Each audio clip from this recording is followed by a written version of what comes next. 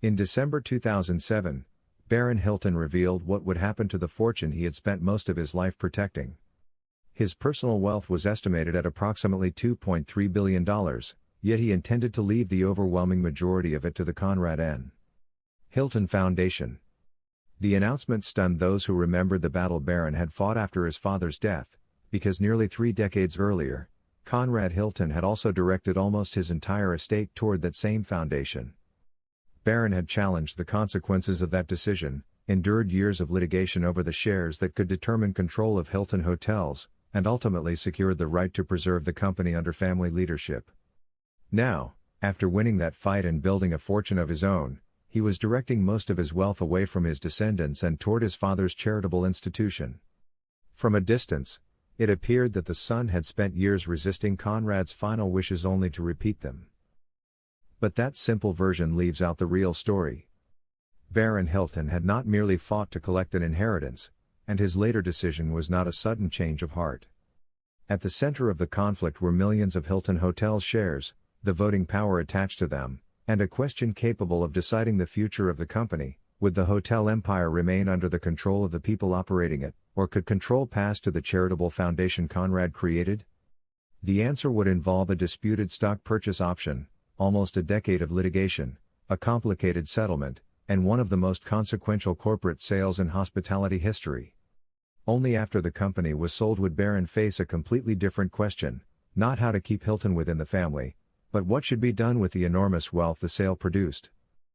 To understand why 2 generations of Hilton men ultimately directed most of their fortunes toward charity, we must begin before the billions, before the lawsuits, and before the Hilton name appeared above hotels around the world.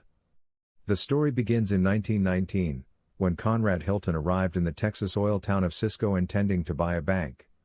When that deal collapsed, he noticed something unusual inside a modest 40-room hotel called the Mobley. Workers were competing for rooms so intensely that beds were reportedly rented in shifts. Conrad did not purchase the bank. He purchased the hotel instead, beginning an empire that would survive economic collapse, family disappointment, corporate conflict, and the eventual loss of family control. This is not simply the history of Hilton Hotels. It is the story of how one fortune was created, nearly destroyed, fought over, divided between family and philanthropy, and ultimately given away twice. Chapter 1: The Hotel That Changed Everything. When Conrad Nicholson Hilton stepped off the train in Cisco, Texas, in 1919, he was not searching for a hotel. Like thousands of other businessmen arriving in the middle of the Texas oil boom, he believed banking offered the greatest opportunity. Oil had transformed quiet towns into booming communities almost overnight. Land values soared, fortunes appeared overnight, and banks struggled to keep pace with the flood of new money. Conrad hoped to purchase a local bank and begin the career he had envisioned since returning from military service after the First World War. But the negotiations collapsed before a deal could be reached, leaving him with cash, no business, and an uncertain future. That unexpected setback forced Conrad to spend the night at the Mobley Hotel, a modest 40-room property sitting in the center of Cisco. What he witnessed there changed the course of his life. The hotel was overwhelmed with oil workers arriving at every hour of the day and night. Rooms were so scarce that guests rented them in shifts, sleeping only long enough before another exhausted worker took their place. The building itself was ordinary, but its cash flow was extraordinary. Conrad quickly realized that while banks earned money one transaction at a time, this hotel was generating income every hour of every day simply because demand far exceeded supply. Before leaving Cisco, he abandoned the idea of buying a bank and purchased the Mobley Hotel instead. Conrad immediately began improving the business. He reorganized operations, upgraded the property where he could, and focused relentlessly on efficiency, cleanliness, and dependable service. Rather than treating the hotel as a single investment, he saw it as the beginning of a larger system. As profits grew, he reinvested them into acquiring additional hotels across Texas, repeating the same formula wherever opportunity appeared. His philosophy was straightforward: buy struggling properties in promising locations, improve their operations, and use the earnings to finance the next acquisition. During the prosperous years of the 1920s, that strategy worked remarkably well. One hotel became several, Several became dozens. Conrad Hilton was no longer simply operating hotels, he was quietly assembling the foundation of what would become one of the world's largest hospitality companies. Even as the business expanded, Conrad remained deeply influenced by the values he had learned growing up in New Mexico. His father had taught him discipline through hard work, while his devout Catholic mother instilled a belief that success carried obligations beyond personal wealth. Those lessons shaped both his management style and his long-term ambitions. Hotels, in Conrad's mind, were more than buildings where travelers slept. They represented stability, opportunity, and service. By the end of the decade, it appeared that nothing could stop his rise. Then, almost without warning, the American economy collapsed. The Great Depression would erase fortunes across the nation, and Conrad Hilton's rapidly growing empire would soon face the greatest test of its existence. Chapter 2: The Empire That Almost Disappeared. The prosperity of the 1920s convinced many Americans that the good times would never end. Businesses expanded rapidly, banks extended credit with confidence, and investors poured money into an economy that seemed unstoppable. Conrad Hilton was among those riding that wave. By continually purchasing hotels and improving their operations, he had transformed a single investment in Cisco into a growing chain spread across Texas. Each acquisition strengthened his belief that the hospitality business could flourish almost anywhere people traveled for work or opportunity. Then, in October 1929, the stock market crashed, and the economic optimism that had fueled the decade vanished almost overnight. The Great Depression struck the hotel industry with brutal force. Business travel slowed dramatically, unemployment soared, and guests who once filled hotel rooms could no longer afford to stay. Revenue collapsed while mortgages, payroll, taxes, and operating expenses remained. Across the country, hotels closed their doors or fell into foreclosure. Conrad's company was hit just as hard. Property after property slipped beyond his ownership as creditors took control of assets he had spent years acquiring. Yet even after losing legal ownership of many of his hotels, the banks continued asking him to manage them because they believed he could operate them more effectively than anyone else. It was an extraordinary situation. The man who had built the business no longer owned much of it, but he remained responsible for keeping it alive. Those years tested Conrad more severely than any business challenge he had ever faced.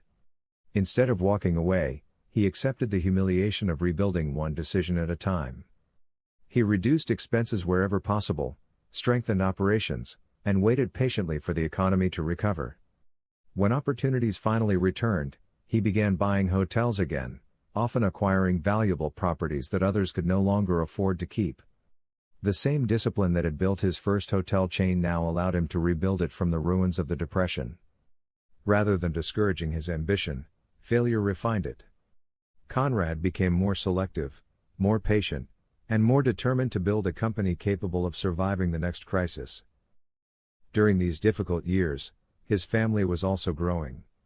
Among his children was William Baron Hilton, born in 1927. While Baron was still too young to understand the financial battles surrounding him, he was growing up in a household where success was never taken for granted. Unlike the glamorous image later associated with the Hilton name, Baron's earliest memories were shaped by a father who had experienced both extraordinary success and devastating loss. Those experiences would quietly influence the way Baron approached business decades later. He would eventually inherit not just a famous surname, but first-hand lessons about resilience, discipline, and the importance of protecting what had taken so much sacrifice to build. By the end of the 1930s, Conrad Hilton had accomplished what many believed impossible. He had survived the worst economic collapse in modern American history and positioned himself to expand once again.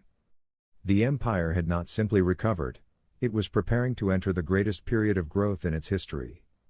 But while Conrad was rebuilding hotels across America, another question was slowly emerging inside the Hilton family. When the time finally came to pass this empire to the next generation, who would be capable of leading it? Chapter 3: Two Sons, Two Very Different Paths. By the close of the Second World War, Conrad Hilton had achieved what few businessmen ever accomplished.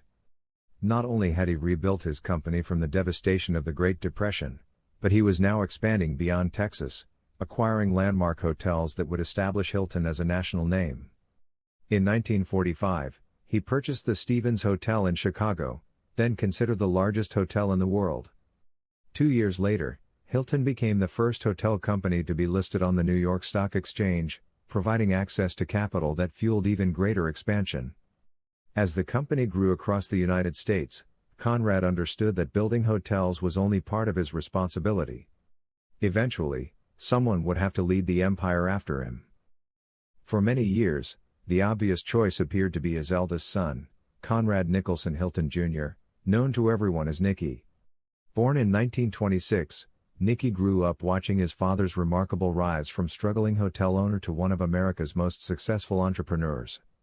Handsome, charismatic, and naturally comfortable around influential people, he seemed destined to become the public face of the Hilton empire. Conrad invested heavily in preparing him for leadership, believing the business would one day pass naturally from father to son.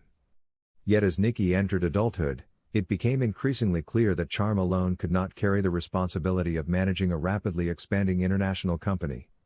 His interests often drifted away from the disciplined world of hotel operations, and those closest to the family began noticing that the qualities required to inherit a great business were not always the same qualities that attracted public attention. Barron, meanwhile, followed a very different path. 14 months younger than Nicky, he showed little interest in publicity or celebrity. Instead, he developed a fascination with how businesses actually operated. Before joining Hilton full-time, Barron built experience through aviation and other entrepreneurial ventures, learning to make decisions independently rather than relying on the Hilton name. When he eventually entered the family business, he was far more interested in the mechanics of expansion, finance, operations, and long-term growth than in the social prestige that accompanied success. Conrad noticed the difference. While Nicky was expected to inherit the company because he was the eldest son, Barron was quietly earning his father's confidence through discipline, preparation, and an ability to solve problems without seeking attention. The contrast between the brothers would become impossible to ignore. One seemed born to inherit the spotlight. The other was gradually becoming the man capable of protecting the company itself. Conrad never publicly declared that his expectations were changing, but inside the family the balance was slowly shifting. The future of Hilton Hotels would not be decided by birth order alone. It would be determined by who could carry the responsibility of an empire that now stretched far beyond anything Conrad had imagined when he purchased a small hotel in Cisco. The event that finally convinced him the succession plan had to change would soon unfold under the relentless glare of the international press. Chapter 4: The successor WHO could not lead. By the late 1940s, Hilton Hotels was no longer simply an American success story. Conrad Hilton had transformed the company into a rapidly expanding enterprise with ambitions reaching far beyond the United States. Every major business decision was now measured not only by profit, but by the long-term stability of the organization. The question of succession became increasingly important. Conrad was approaching the stage of life when every founder must decide whether the next generation is prepared to protect what has been built. For years, he believed that responsibility would naturally fall to his eldest son, Nicky. But the confidence he once held was beginning to erode. The turning point came in 1950 when Nicky married the young actress Elizabeth Taylor. Their relationship attracted enormous international attention, turning the Hilton family into front-page news far beyond the business world.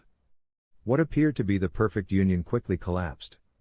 The marriage lasted less than a year, ending in divorce amid reports of heavy drinking, emotional instability, and allegations of abuse that Elizabeth Taylor would later describe publicly. The failed marriage was not significant because it involved Hollywood. It mattered because it confirmed what Conrad had already begun to fear in private. The son he had expected to one day lead Hilton Hotels was struggling to manage his own personal life.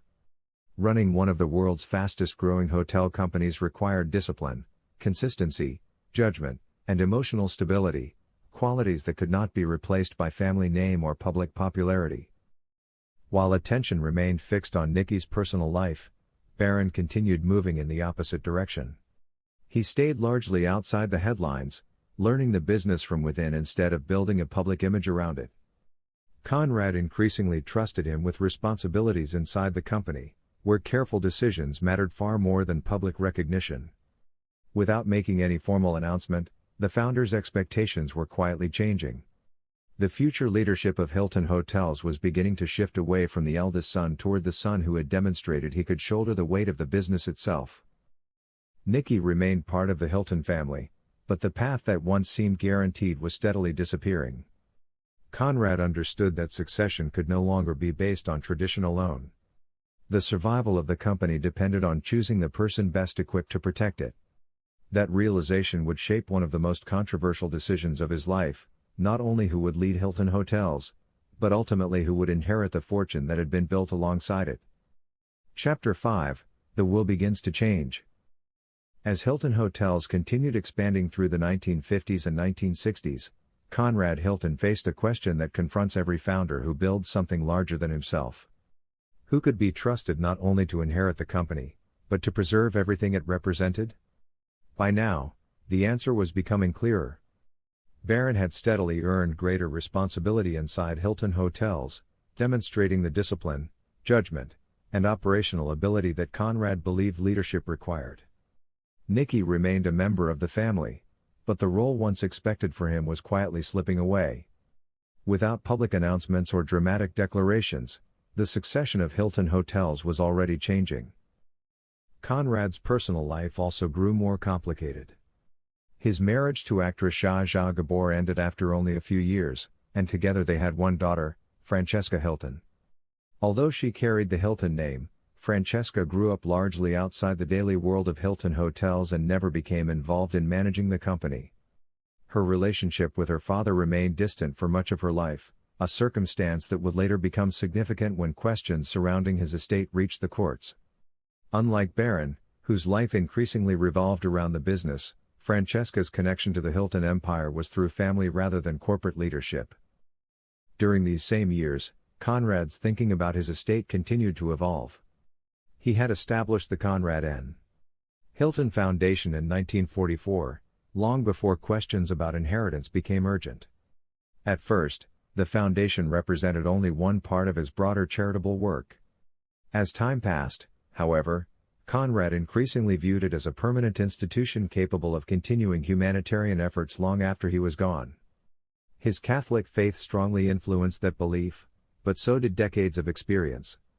He had witnessed fortunes disappear during the Great Depression, watched successful businesses collapse because of poor leadership, and learned that wealth alone could not guarantee either wisdom or stability.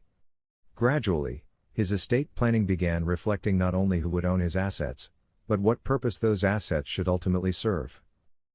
Conrad did not suddenly decide to leave most of his estate to charity. The decision developed over many years through revisions to his estate plans as his business expanded, his family circumstances changed, and his philanthropic ambitions grew. By the 1970s, the Hilton empire had become one of the most recognized names in global hospitality, and Barron had firmly established himself as the executive leading its future. Yet while the company was preparing for one transition, Conrad was quietly preparing another. The decisions he put into writing during the final years of his life would trigger one of the most important inheritance disputes in American business history, not because of the money alone, but because of the shares that controlled Hilton Hotels itself. Chapter 6: The Battle for Control. Conrad Hilton died on January 3, 1979, at the age of 91, closing one of the most remarkable careers in American business. During 6 decades in the hotel industry, he had transformed a single property in Cisco, Texas, into an international hospitality company recognized around the world. Yet the greatest surprise came only after his death, when the details of his estate became public. Conrad directed that the vast majority of his wealth should ultimately benefit the Conrad N. Hilton Foundation, an organization he had created 35 years earlier to continue charitable work long after he was gone. To many outside the family, the decision appeared to be the final expression of a lifetime devoted to both business and philanthropy. Inside the Hilton organization, however, another issue quickly emerged that would prove just as important as the inheritance itself. At the center of the dispute were approximately 13.5 million shares of Hilton Hotels Corporation. Years before his death, Conrad had granted Barron an option that would allow him to purchase those shares under specific terms. The arrangement was more than a financial benefit. Whoever controlled those shares would hold enormous influence over the future direction of Hilton Hotels.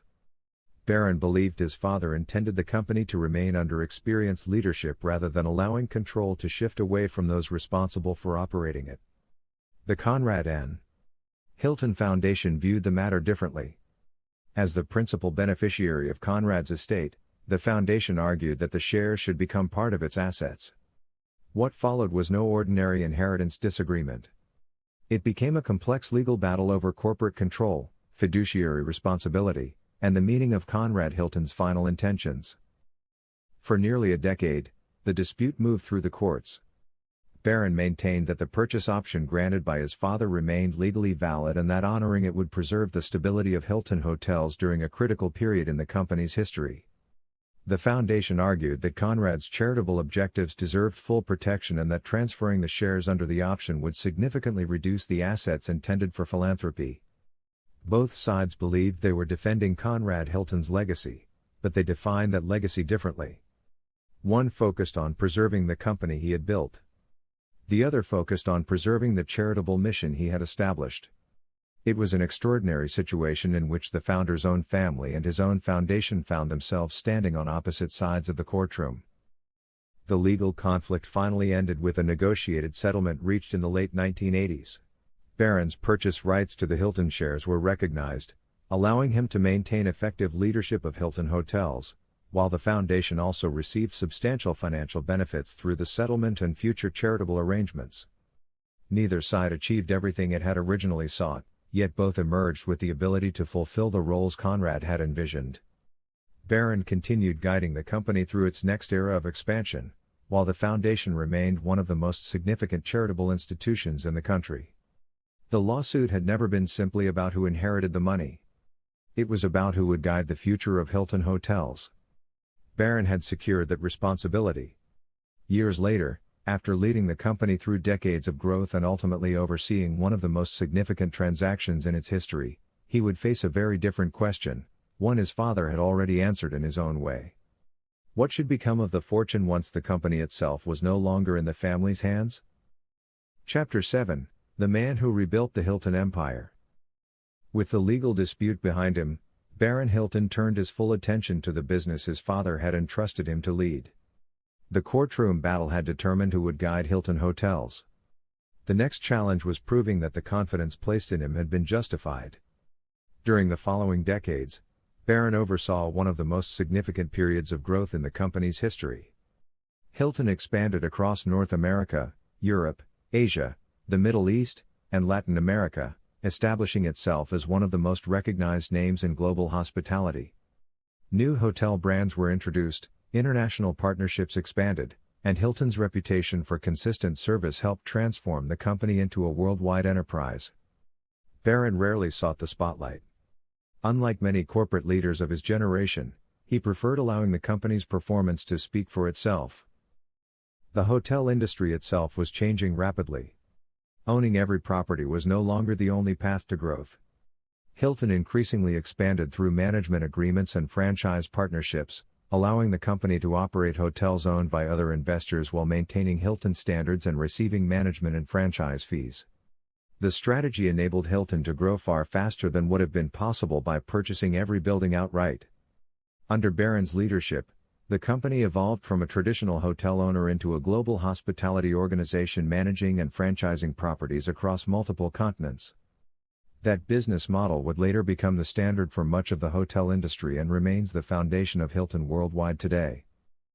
By the early 21st century, Hilton Hotels had become one of the most valuable hospitality companies in the world.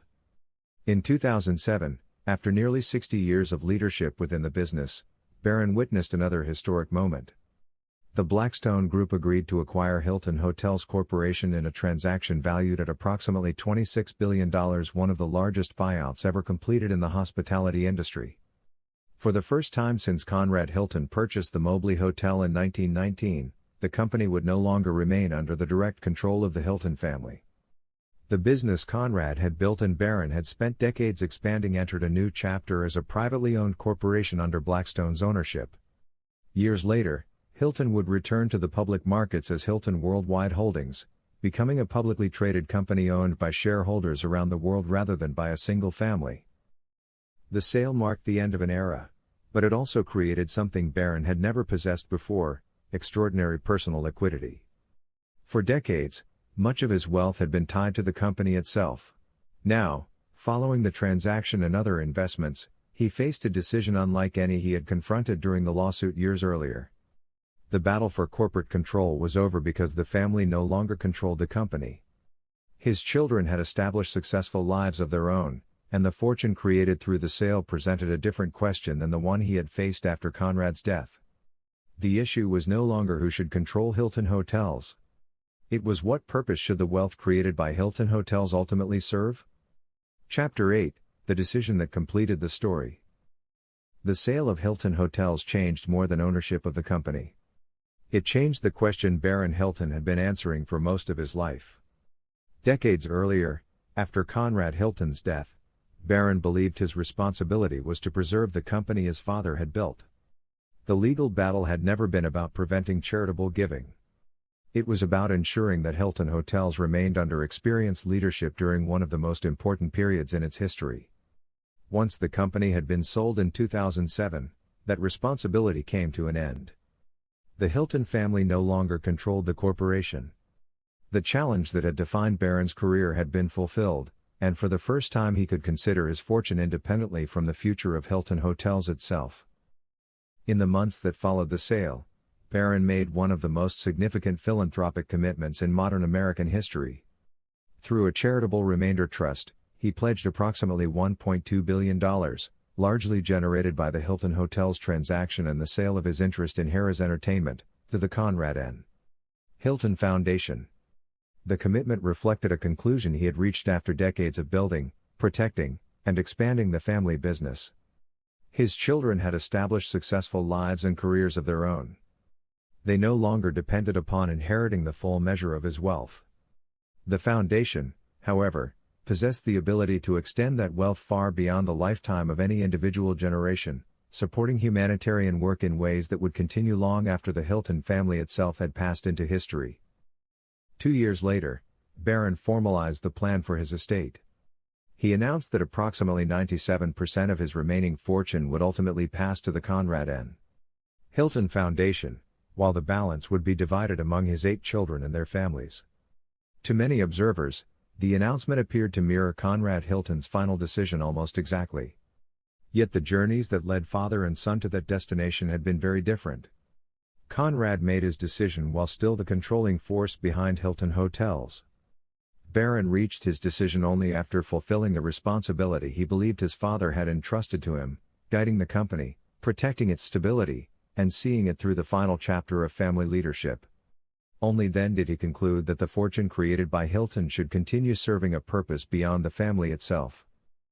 Barron Hilton died on September 19, 2019, at the age of 91. His estate plan was carried out substantially as he intended, completing a story that had begun 100 years earlier when Conrad Hilton purchased a small hotel in Cisco, Texas. The Hilton family had built one of the world's greatest hospitality companies.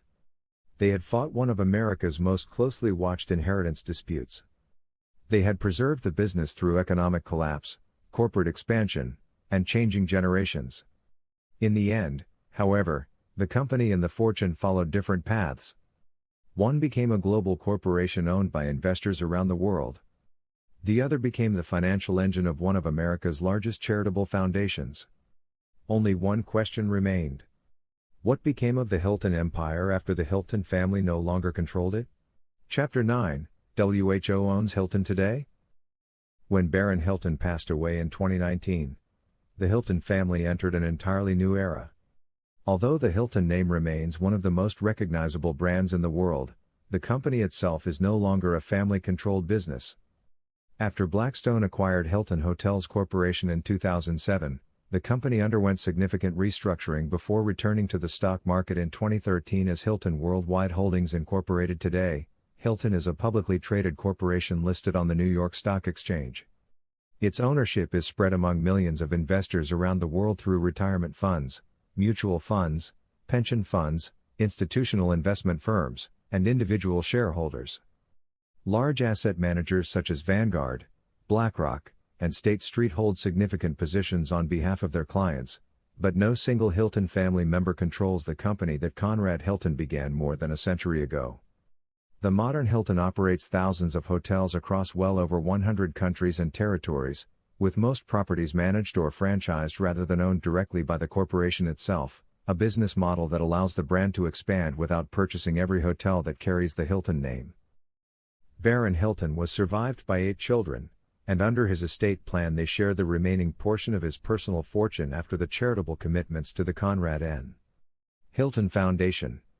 Unlike earlier generations, no single child inherited leadership of the Hilton empire because there was no longer a family-controlled empire to inherit. Each followed a different path.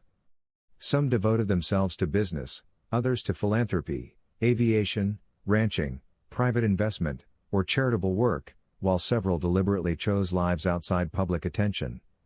Rick Hilton became the most publicly recognized through his success in luxury real estate, but he represents only one branch of a much larger family. Today, the Hilton descendants number across multiple generations, with many building careers independent of the hotel company that made their surname famous. The greatest beneficiary of Baron's estate was the Conrad N. Hilton Foundation, established by Conrad Hilton in 1944. What began as one man's charitable vision has grown into one of the largest private philanthropic foundations in the United States. Supported by billions of dollars in assets, the foundation funds programs addressing homelessness, safe water, healthcare, education, disaster response, support for children and families, and humanitarian initiatives in countries around the world. In an unexpected twist of history, the institution created by Conrad Hilton now safeguards a larger share of the family's historic fortune than any individual descendant ever will. Perhaps that is the greatest surprise in the Hilton story. Most people assume the Hilton empire simply passed from one generation to the next, as so many family businesses do. It did not. The hotels became a publicly owned global corporation. The fortune became divided between Baron's descendants and one of America's largest charitable foundations. The family name continues through future generations, but the empire itself now belongs to millions of investors around the world. More than a century after Conrad Hilton purchased the Mobley Hotel in Cisco, Texas, his greatest achievement may not be that he built one of the world's largest hotel companies. It may be that he created an institution capable of continuing long after the Hilton family ceased to own the business itself. The hotels still welcome millions of guests each year, but the fortune that built them now reaches millions of lives in an entirely different way. More than 100 years ago, Conrad Hilton walked into a small hotel in Cisco, Texas, believing he had missed the opportunity of a lifetime after failing to buy a bank. Instead, he unknowingly began building one of the greatest hospitality empires the world would ever see. That empire survived economic collapse, world wars, family tragedy, bitter courtroom battles, and changing generations. Yet in the end, perhaps its greatest achievement was not measured by the number of hotels it built, but by the lives it continues to touch long after the Hilton family ceased to control the company. History rarely gives us simple endings. Some will believe Conrad Hilton made the right decision. Others will believe more of the fortune should have remained with his descendants. There may never be a single correct answer. But perhaps that is why stories like this continue to fascinate us. They remind us that building wealth is one challenge. Deciding what should happen to it after we're gone may be an even greater one. I'd love to hear your thoughts. If you had spent a lifetime building the Hilton empire, would you have done what Conrad did? Would you have chosen your family, your foundation, or found a different path altogether? Share your perspective in the comments below. Some of the best conversations begin when history leaves us with difficult questions instead of easy answers.